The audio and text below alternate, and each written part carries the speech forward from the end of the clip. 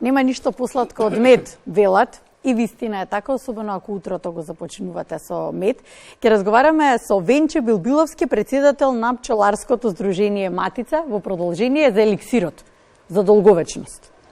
Добро. Така го викаат? Така го викаат, да. И така е? И така би требало да остане. Да. Имаме ливадски, ово е ливадски? Да, ливадски мед. Да има посебен убав мирис, така? Па секој мед зависи од кое растение добие, на тоа преферира, мислим, на тоа е миризбата. Инаку медот може да биде составен од, мислим, медот го лачат пчелите работнички од цветовите, тоа е во ствари нектар, блага течност, која е составена од прости шеќери и има една вискозност која е збогатена со минерали, витамини, аминокиселини и со преработката на пчелите кои што додаваат своји ензими преку својата преработка, се добива онај чистиот, правиот вистински мед, кој се одликува со исклучително со добар вкус и посебен мирис. Она што прашавте претходно, значи миризот доаѓа зависи од кое растение, дали е од багрем, дали е од липа, дали е од костен. Значи, миризот ќе преферира на тоа. А бојата... Да, за тоа како што се разликува. Може ли да прво да дадеме вовед, да објасниме зошто е еликсир, што е медот, кои се придобивките од медот? Па медот всушност представува една здрава храна, која е позната уште од давнина, давнина, луѓето ја препознавале и ја користеле. Медот представува во ствари една здрава храна, но не само храна, него представува и како лек, доколку се користи во одредени количини и се користи правиот вистинскиот мед, кој е без додатоци. Поседува голема енергетска вредност, поради присуството на јагленохидратите што се во таа субстанца, и затоа може да се спореди, да направиме само една паралела, една споредба. Значи 1 килограм мед е некаде се изедначува со 3,5 килограми на јунешко месо или 50 јајца или 5,5 килограми на речна риба, што значи неговата енергетска вредност е голема, а има и лековита вредност. Лековитата вредност се одликува затоа што медот е како антибиотик, во него не виреат никакви бактерии и значи поволно делува врз здравјето на човекот. Како правилно се чува, со оглед на тоа дека пишува вика рок на траење неограничен? Правилно медот се чува, значи во просторија која не е во која не постојат и други артикли, зимници, да речеме, кои што се отворени, бидејќи доколку се отвори, медот е хидроскопен и ги прима миризбите од тие другите. Меѓутоа, доколку е затворен во сува просторија, он може да неговиот век да биде неограничен, значи со стотици илјади. Во сува просторија, не во фрижидер? Не, во фрижидер не се чува, нема потреба, да. Значи на нормална кујна температура, на нормална собна температура. Каде што е суво и не е во допир со други мириси. Во допир со други мириси. И тогаш го задржува истиот мирис, така да и вистинскиот мед после известно време, значи после, пак викам, зависи од од што е добиено, дали е од багрем, од ливада, од костен, значи така. После известно време тој ќе кристализира. Самата кристализација тоа значи дека е добар, дека е квалитетен. Се должи дека медот е природен, дека е составен значи од тие прости шеќери, глукоза и фруктоза, тоа се некаде во проценти изнесуваат, значи околу 75% вистинскиот мед треба да содржи глукоза и фруктоза и некаде испод 18% вода и другите состојки кои што се корисни за медот. Како се јаде мед? Со дрвена лажица или со железна лажица? Медот обично поради неговите својства, пошто содржи и други минерали, витамини, аминокиселини, да не би се врзувале со металот, значи најдобро е да се употребува со дрвена или пластична лажица. Дрвена или пластична? Дрвена или пластична лажица. Добро. Бидејќи за металот се врзуваат доста елементи, нема да биде штетно, меѓутоа ги губи неговите својства од хранливоста, мислим, за она што е наменет. Добре, сега кажавме за мирисот, кажавме за бојата, за да се препознае. Како да кажеме, еве вака кога ќе го земеме медот, Така. и сега кога ќе го купиме и како да знаеме дека сме купиле природен мед. Ќе дадеме вовед во темата со оглед на тоа дека многу можеме на пазарот да сретнеме нелојална конкуренција кај вас медарите и често знае да се продава и неприроден, односно вештачки мед, со додатоци. Така. Значи, со 100% може да се утврди лабораториски дали е природен или е вештачки мед. Меѓутоа, сепак и купувачот може во голема мера, во голема мера, да не речам до 90% може и повеќе, да го познае медот, дали е вистински или е правен, што го викам, онака пекарски мед. Со шеќери дополнително. Така. Значи, кога медот ќе се отвори теглата, кога ќе се отвори теглата, прво што треба, значи органолептички да го познаеме, значи медот треба да има некоја специфична миризба, тоа е миризбата на мед која што ниедно друго, ниеден други ни препаратни додатоци, но ништо не може да има. Значи тоа ја има само медот ја има таа миризба. На чисто, да кажем, миризба на мед. Тоа е едно. Второ, доколку теглата кога ја земеме теглата, доколку се појават неколку слоеви во теглата има. Колегите ќе фатат тука нема. Нема, меѓутоа има поцрн, потемен, посветол, горе слое, значи слоеви. Значи треба да има треба да биде медот компактен. Треба да биде целосно, значи треба да има една структура.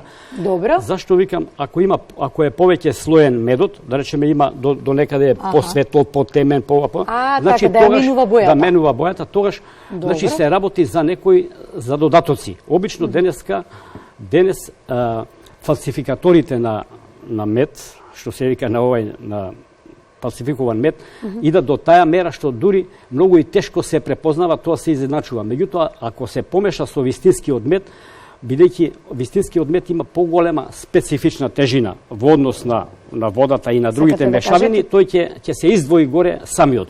Тоа е едно, тоа е едно.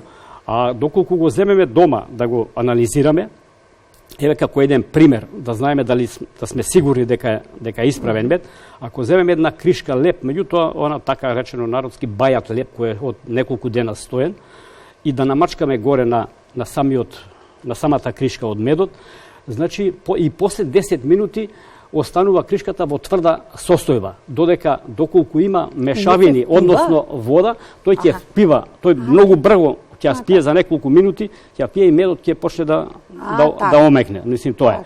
Или ако го ставиме во една чаша, сега една лажица во една чаша вода, една лажица да ставиме, она треба да направи еден круг, она да остане во средината као топка и полека за долго време да се раствара, доколку е мешавина, доколку се работи за вештачки мед кој што е од некоја меласа добиен или од инверт, со самото ставање тој ќе почне во водата одма да се раствара. Ќе почне да се раствара. Или уште еден пример кој што се употребува, мислам дека е во голема точност, на една обична салфетка, ако се стави една капка или не е битно количината на медот, значи вистинскиот мед ќе остане на истото место каде што е, доколку содржи тие течности, ќе се разлие по површината на тоа, ќе почне да прави ексцентрични кругови, да се развива, ќе се појави како една влажност на самата салфетка, така, што значи дека содржи во него вода. И она, како што рековме, вистинскиот мед треба да биде најмногу да содржи до 18% вода, што значи тоа е самите пчели го филтрираат, мислим, тоа со самото нивно, филтрирање на ја вадат таа течност од медот, за да може да стои долго време, да не доваѓа до скиселување.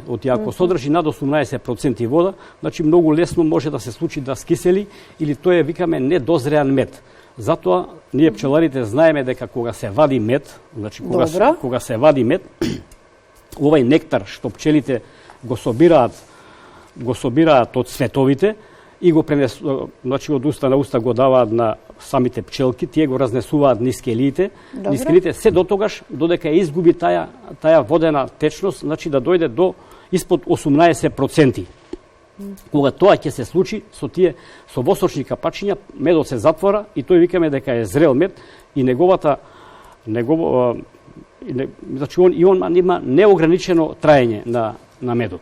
Да, затоа што и тука пише неограничен. Дека рок на траење неограничен. И од тука доаѓа тоа неограничен рок на траење, значи може после 100 години, после 1000 да биде истата, да има. И да ги има истите хранливи вредности, што е најважно. Добро, сакав да ве прашам како сме годинава со производство на мед, за разлика лани некако се подсредија работите, малку пркна, но претходната година разочарувачки беше и за вас. Така, како производители, но и за нас како граѓани кои што сме научени да си го имаме нашиот сето овие недостатоци на мед последниве, можам слободно да речам 10 и повеќе години, најмногу се должи на климатските промени. И сега како? Затоа што се изменија самите времења, значи температурата е зголемена на пролет кога треба пчелките да собираат мед, тоа е некаде од цветовите или полен. Тоа е април месец. Температурите се толку ниски, дури испод нулата ги измрзнуваат цветовите и така кај пчелите се јавува еден голем застој. Повторно кога треба пчелата да се развива, сега доаѓа багремот, чалијата, мислим така оние што се медоносни растенија. Обично скоро сите години, овие последниве години, доваѓа до енормно високи температури или пак во летниот период некаде над 35 до 40 степени, каде што нектарот што треба да го лачат пчелите работнички да го донесат во кошничката, он толку се стврднува што они не може да ја соберат таа одредена количина за да ја донесе. Она ќе собере толку колку да може да се врати назад, бидејќи назад троши како што рековме енергија. Оти медот има висока енергетска вредност и таа енергија ќе ја потроши, меѓутоа не може да донесе како резерва за во кошницата. Тоа се не може количински не може количински да донесе. Оти на медот, за производство на медот обично требат климатските услови да се потребат убави утрински високи температури и не високи температури над 30 степени дневни температури. Тогаш лачењето на нектарот е изобилува и за кратко време значи може да се добие голем принос. Со оглед на тоа дека еве сега и април и месец мај ни се турбулентни во поглед на временските услови, годинава како ќе биде со? Еве ние се очекуваме дека багремот кај да е за 10 дена некаде во јужните делови, дури веќе ќе почне багремот. Меѓутоа ако се погоди годината викаме ако се погоди сега да не ги нема тие дождови, иначе ако почне во цветањето на багремот да има дожд неколку дена, значи автоматски ништо нема да има од тоа. Што значи врзани сме со климатските промени, со природата. Меѓутоа, пчелите се спремни за да донесат она што треба. Сега очекуваме природата да го даде своето, да помогне во незиниот дел и така. Ние сме добро познати целата територија дека е плодна територија за производство на мед. На кои места да речеме вака се со оглед на тоа што нашава земја изобилува со многу сончеви денови, некаде 280 во годината, тоа е добар презнак и со право се збори дека сме една од ретките земји во светот каде што е погодно за производство на мед. И тоа до пред 10-15 години приносите стварно биле на високо завидно ниво. Меѓутоа да се надеваме дека сето ова што е со климатските промени ќе се стабилизира, а пчелата ако обстоила милиони илјадници години, се надеваме дека ќе се навикне и на тоа, па ќе се поправат и самите работи. Па јас се надевам дека затоа што не треба за да обстои човештвото на крајот. Медот е единствен производ кој што представува и храна и како лек, доколку правилно се користи. Сега тука имаме ние проблем на почетокот што рековме со фалсификуваниот мед. Со нелојална конкуренција. Тоа е едно што е нелојална конкуренција, значи они го продаваат по енормно ниски цени,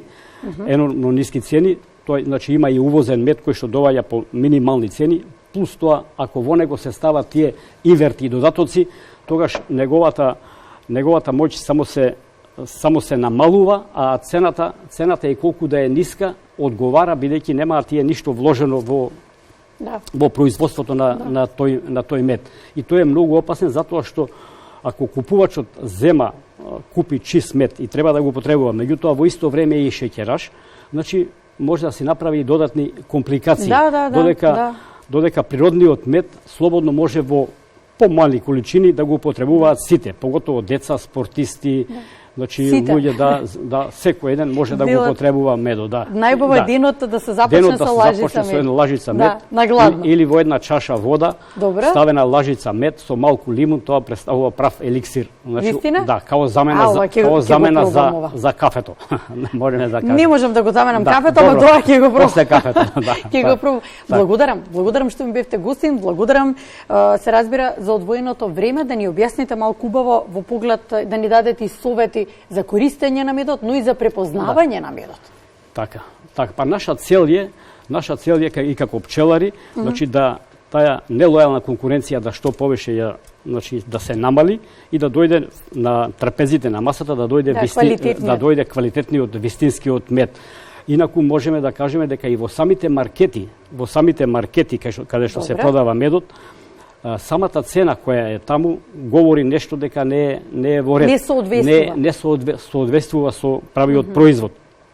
Затоа што откупната цена ако е 400-500 динари, а во маркетот се продава по 250 до 300 денари, можете да сватите дека не станува за природен мед. Не станува нешто за природен. Со ваква едукација на граѓаните полека ќе се исчисти таа нелојална конкуренција. Би требало, и тука треба да помогне не само ние како пчеларите, пошто ние сме организирани во здруженија, сојузи, меѓутоа тука треба и надлежните, Министерството за земјоделие, пошто ние сме дел од таа гранка, добиваме и субвенции за тоа, и ветеринарната комора, Агенцијата за храна и ветерина, на наши дојави на било што, значи треба да интервенираат институционално, институционално да превенираат и како би могло на најдобар начин да се сузбие таа нелојална конкуренција. Тогаш ќе биде во најголем благодет за купувачот, затоа што ќе знае дека што ќе купи.